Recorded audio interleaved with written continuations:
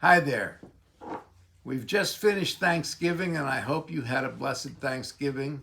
It was utter chaos with all of our children and grandchildren, and I couldn't think of anything that would be more fun.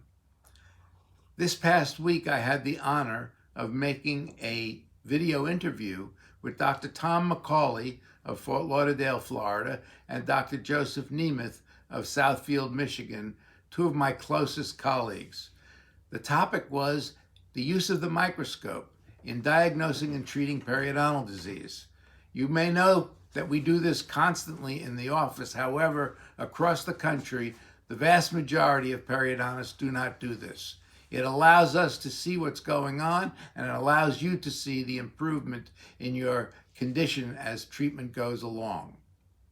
This past weekend, Pelley and I did a turnaround trip to LA. The North American Society of Periodontists is a group that I've belonged to and been a member of the board of directors for many, many years. It is a group of outstanding periodontists from across the country, and once a year we get together to exchange ideas on best practices in periodontics. Pelley and I have coordinated this meeting for the past 19 years. It's a big job, but it's a joyful time when we get together with all of these folks who we haven't seen and can exchange ideas with.